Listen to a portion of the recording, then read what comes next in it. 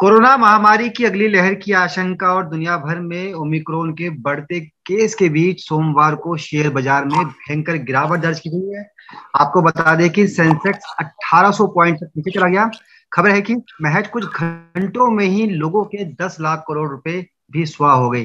क्या बीमारी ही बाजार के गिरने की एक बड़ी वजह है या कुछ और भी इसके पीछे बड़े कारण है? इसी को लेकर बातचीत करेंगे। हमारे साथ देश के बड़े फाइनेंस एक्सपर्ट आलोक पठानिया जी जुड़े हुए हैं। आलोक जी, आपका स्वागत है पंजाब केसरी ग्रुप में। थैंक्स मुकेश जी मेरे को बुलाने के लिए। आलोक जी, कहाँ रुकेगी सर ये गिरावट, क्योंकि इतनी तेज गिरावट देखी जा रही है, दुनिया भर के बाजार, लगभग हर बाजार लाल है। क्या बड़ी वजह क्या मानते हैं इस गिरावट के पीछे आप? आई थिंक मुकेश जी, तीन मेन वजह है। तीन चीजें एक साथ प्ले कर रही है अभी, जिसके कारण मार्केट में एक पैनिक सेलिंग है। और तीन वजह यह है, एक तो जो सबसे बड़ी वजह है वो है ओमिक्रॉन का डर कि ओमिक्रॉन कितना इम्पैक्ट क्रिएट करेगा। यूरोप में बहुत केसेस बढ़ रहे हैं, यूएस में भी केसेस हैं। अभी तक इंडिया में उतने केसेस नहीं है, बट एक पहले से मार्केट को ये लग रहा है कि जैसे पिछले बार भी डेल्टा वायरस जब आया था तो नवंबर दिसंबर में यूएस एंड यूके पे बहुत ज्यादा कहर उसने बरसाया था, लेकिन इंडिया में मार्च अप्रैल से शुरू हुआ था। तो एक तो कहीं ना कहीं एक वो पैनिक है कि क्या इंडिया में भी ओमिक्रॉन का इम्पैक्ट 2-3 महीने में बड़ा दिखने वाला है, और अगर वो दिखने वाला है तो मार्केट उसको पहले से ही प्राइसिंग कर रहा है, उसके कारण पैनिक सेलिंग है। बट मेरे को लग रहा है कि दो और बड़ी वजह है, और वो दो बड़ी वजह क्या है, और मार्केट जो है ना वो कारण ढूंढ लेता है अपने आप को करेक्ट करने के लिए। कभी वो ओमिक्रॉन हो सकता है, कभी वो फेड की मीटिंग हो सकती है, कभी वो इंडियन इकोनॉमी हो सकती है, कभी लिक्विडिटी हो सकती है। बट मार्केट क्या है मुकेश जी की अगर आप देखो पिछले एक साल में कोविड के बाद से मार्केट ने जो बाउंस बैक किया है, वो बाउंस बैक भी बहुत तेजी से किया, और लोग बोल रहे थे कि ये अभी तक का हो सकता है सबसे लंबा बुल मार्केट हो।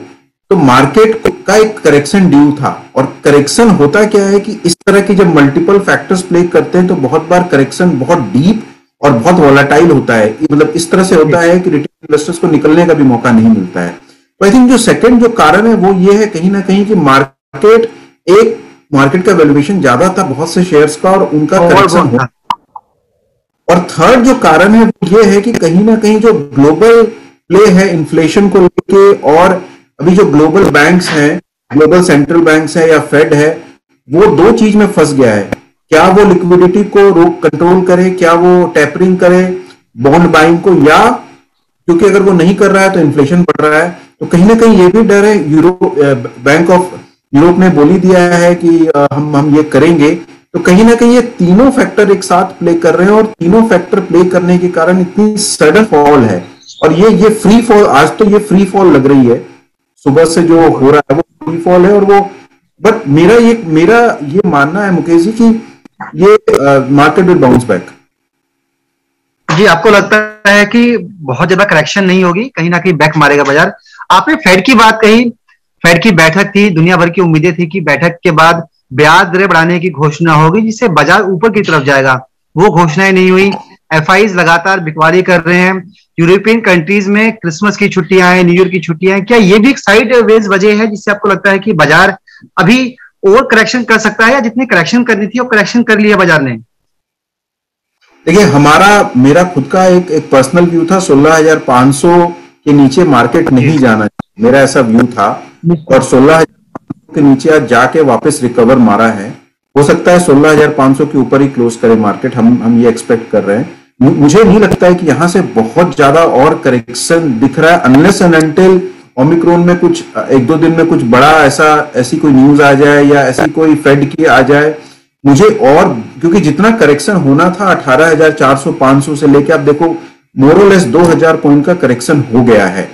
तो इससे और नीचे जाने की उम्मीद फॉर द टाइम भी नहीं लगती है। लेकिन मार्केट है, मार्केट को कोई टाइम नहीं कर सकता है, कोई प्रिडिक्ट नहीं कर सकता। बट करेक्शन अच्छा खासा हो गया है, 30 से 35%, 40% बहुत से स्टॉक्स में करेक्शन आ गया है। जी आलोक जी, आपने अपनी बातचीत में कहा कि कोरोना की दूसरी लहर में शुरुआत यूरोपियन कंट्री से हुई थी। अक्टूबर नवंबर के दौरान भारत में अप्रैल मार्च में ये पीक पर आया। अब ओमिक्रॉन और कोरोना दुनिया भर के मुल्कों में, खासतौर पर यूरोपियन कंट्री में, लेकिन भारत में भी केसेस धीरे धीरे बढ़ने शुरू हो गए हैं। ओमिक्रॉन के केस भी बढ़ रहे हैं, कोरोना के केस भी बढ़ रहे हैं। इस बीच भी क्या हम आश्वस्त रहें, बाजार अभी ओवर करेक्शन के मूड में नहीं रहेगा? मुकेश जी, मेरे को जो लग रहा है कि बाजार ने एक बार मोरलेस करेक्शन कर लिया है। और जो जो पिछले बार जो कोरोना के समय जो मार्केट गिरा था, अगर आप देखो तो डेल्टा के समय मार्केट बहुत ज्यादा इंडिया में गिरा नहीं था, क्योंकि मार्केट तो हमें ये समझ में आ रहा है मुकेश जी कि खाली कोरोना ही एक कारण नहीं है मार्केट गिरने का। अगर आप पिछला साल देखो, अप्रैल जून, तो मार्केट ने बहुत ज्यादा, मार्केट गिरा नहीं और गिर के रिकवर किया। अगर पिछले अप्रैल मई जून जुलाई का अगर देखोगे डेटा, तो इससे ये समझ में आ रहा है कि खाली ओमिक्रॉन जो है वो खाली एक सिंगल कारण नहीं है मार्केट गिरने का। तो अगर आप उस हिसाब से सोचो तो मार्केट ने बहुत हद तक करेक्शन कर लिया है। जैसा कि मैंने कहा कि 16,500 एक बहुत स्ट्रॉन्ग पॉइंट है, और इसके नीचे फॉर द टाइम बिंग लगता नहीं है। बट अगेन मार्केट के बारे में बोला नहीं जा सकता है, बट इससे नीचे लग नहीं रहा है करेक्शन होगा तुरंत। जी आलोक जी, एक सवाल ये है कि कोविड पीरियड के दौरान अकेले हिंदुस्तान के अंदर भी कई नए इन्वेस्टर्स बाजार में आए, खासतौर पे, और एक साइड इनकम के तौर पे लोगों ने शेयर बाजार को चुना, और ये कहा जा रहा है कि 1 करोड़ से ज्यादा नए अकाउंट भी खुले हैं। तो वो लोग कहीं ना कहीं टेंशन में है, क्योंकि उन्होंने जब बाजार में एंट्री की थी तब बाजार गिरा हुआ था, और उन्होंने स्टॉक लिए, वो ऊपर की तरफ गए, ऊपर से स्टॉक वापस नीचे की तरफ आ रहे हैं। तो ऐसे लोगों के लिए आप क्या कहना चाहेंगे, खासतौर पे जो स्मॉल इन्वेस्टर्स हैं, उनके लिए क्या मैसेज रहेगा आपकी तरफ से? एक चीज तो आपने बहुत सही सवाल पूछा है ये मुकेश जी। देखिए, एक तो बहुत इंपॉर्टेंट है वो ये समझना कि जो एक इजी मनी था पिछले 12-15 महीना में स्टॉक मार्केट में, वो इजी मनी नहीं होने वाला है। मतलब ये बहुत सच्चाई है, क्योंकि एक बुल रन था, क्योंकि मार्केट बैक किया था 8,000 के लेवल से, निफ्टी से बाउंस बैक करके वो 18,400-500 तक चला गया था। तो इजी मनी नहीं। तो रिटेल इन्वेस्टर्स को अब वो शॉर्ट टर्म नहीं सोचना चाहिए कि मेरे को 10 दिन, 15 दिन, 20 दिन में पैसे निकालने हैं। लॉन्ग टर्म सोचना चाहिए, मीडियम टर्म सोचना चाहिए कि हम कुछ अवधि तक मार्केट में इन्वेस्टेड रहेंगे। पहली तो ये चीज बहुत जरूरी है इन्वेस्टर्स को सोचना। दूसरी जो चीज है वो ये है कि कभी भी अपना पूरा पैसा एक साथ मार्केट में लगाएं, क्योंकि मार्केट हरदम अपॉर्चुनिटी देगा फिर से इन्वेस्ट करने की, और वो प्राइस पॉइंट पे अपॉर्चुनिटी इन्वेस्ट देगा। क्योंकि अभी ग्लोबली दुनिया जो है बहुत वोलाटाइल है, और there are multiple factors play कर रहे हैं। चाइना में जो रियल एस्टेट कंपनीज है जो वो डिफॉल्ट कर रही है, तो बहुत से मल्टीपल फैक्टर्स प्ले कर रहे हैं। एक साथ पूरा पैसा मत लगाइए, पेशेंस रखिए, पैनिक बहुत ज्यादा मत कीजिए, क्योंकि ये मार्केट बाउंस बैक करेगा ऐसा नहीं है। और इंडिया की जो लॉन्ग टर्म स्टोरी है वो इंटैक्ट है।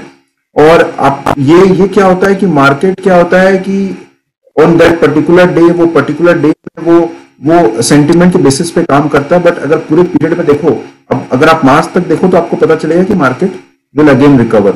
उनको पेशेंस बना के रखना होगा, ऐसा एक जगह नहीं लगाना होगा, पोर्टफोलियो को डाइवर्स रखना पड़ेगा। और एक चीज समझना पड़ेगा कि इजी मनी जो हम बात कर रहे थे कि हम 2 महीने में डबल कर लेंगे, ये करेंगे, वो करेंगे, वो अभी अब डिफिकल्ट होगा, क्योंकि मार्केट इतना आसान नहीं होगा, पे पहुंच चुका था ऑलरेडी। जी आलोक जी, एक सवाल ये है कि क्या बाजार में जो मौजूदा माहौल बना है, इसको देखते हुए बाजार से दूर रहें, या एवरेज करें, या कुछ ना करें, सिर्फ बाजार को देखें? आपका एक्सपीरियंस क्या कहता है, इस सिचुएशन में क्या करना चाहिए? देखिए, बाजार जो है वो हरदम कोई ना कोई पॉइंट पे आपको एंट्री करने का मौका देगा। जैसे आज के दिन में अगर मैं सच पूछूं तो आज के दिन में बहुत अच्छे समय है आपको एंट्री करने का, क्योंकि स्टॉक और लार्ज कैप जो है वो बहुत सही प्राइस पे मिल रहे हैं आज के दिन में। तो ये सही टाइम है। जैसा मैंने कहा, 25 से 30% अपना पोर्टफोलियो आप आज इन्वेस्ट कर सकते हो, और जो पैसे हैं आप हाथ में रखो, कैश रखो, और देखो मार्केट पर आप एवरेज कर सकते हो। लेकिन मार्केट में बहुत से ब्लू चिप और लार्ज कैप जो है वो बहुत अट्रैक्टिव प्राइस पे अब अवेलेबल हैं ये करेक्शन के बाद। मतलब लेना चाहिए, आप कह रहे हैं, बाजार से डरे नहीं, स्टॉक खरीदें, अच्छे स्टॉक में इन्वेस्ट करें। आलोक जी, एक आखिरी सवाल है आपसे। दुनिया भर के बाजारों में मंदी है, कोई नहीं चाहता कि मंदी कंटिन्यू हो, लेकिन अगर ये मंदी कंटिन्यू होती तो क्या अर्थव्यवस्था पर इसका असर पड़ेगा, नौकरियों पर असर पड़ेगा? मेरे को नहीं लगता है मुकेश जी कि कोरोना के कारण अब इंडियन इकोनॉमी की बात कर लूं पहले। इंडियन इकोनॉमी में कोरोना के कारण मेरे को अब नहीं लग रहा है कि कोई नेगेटिव बहुत ज्यादा इम्पैक्ट पड़ेगा। हो सकता है कि ओमिक्रॉन के केसेस बढ़े तो थोड़ा सा छोटी छोटी एक रीजन में या एक छोटे पॉकेट में हो सकता है कहीं पे कुछ लॉकडाउन हो या कुछ हो, मतलब आज तो वो भी संभव नहीं लगता है, क्योंकि एक लास्ट जो डेल्टा वाली जो वेव था, सेकंड वेव था, और आज में बहुत बड़ा एक फर्क है। वो फर्क ये मुकेश जी की 65% के आसपास लोग फुल्ली वैक्सीनेटेड है इंडिया में। तो इंडिया में क्या है, मुझे नहीं लग रहा है कि कोरोना के कारण खाली फर्क पड़ेगा। और लोगों ने भी एक पूरा का पूरा एक जर्नी ट्रेवल कर लिया है पिछले 18 महीना 2 साल में, जहां पे उनको समझ में आया है कि किस तरह के बिजनेस चल रहे हैं, किस तरह से बिजनेस नहीं चल रहे हैं। जो ट्रेडिशनल बिजनेसेस थे या जो हॉस्पिटैलिटी है, आज आप देखो कोई होटल में जगह नहीं है, कोई आप कहीं पे भी चल जाओ, कोई फ्लाइट आपको क्या रेट पे मिल रही है। तो अभी तो ऐसा है कि आज के दिन में मुझे नहीं लग रहा है कि कोरोना के कारण इंडियन इकोनॉमी में कोई नेगेटिव इम्पैक्ट अब आने वाला है। बॉटम आउट हो गए हम। जी चलिए, आप कहते हैं करेक्शन हो चुकी है लगभग, और थोड़ी बहुत जो होनी होगी उससे बहुत ज्यादा बाजार वोलेटाइल नहीं होगा।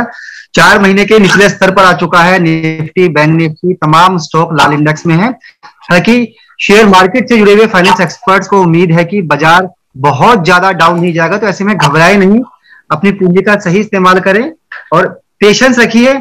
बहुत बड़े नुकसान में आप नहीं रहने वाले हैं, और ना तो अर्थव्यवस्था का कोई बहुत बड़ा खामियाजा इस शेयर बाजार के साथ कनेक्शन के तौर पर देखा जाने वाला है। बहुत बहुत शुक्रिया आलोक जी समय देने के लिए, बातचीत करने के लिए पंजाब केसरी ग्रुप के साथ। थैंक्स मुकेश जी, और आपके सभी व्यूअर्स को धन्यवाद। आपको भी धन्यवाद। Thank you.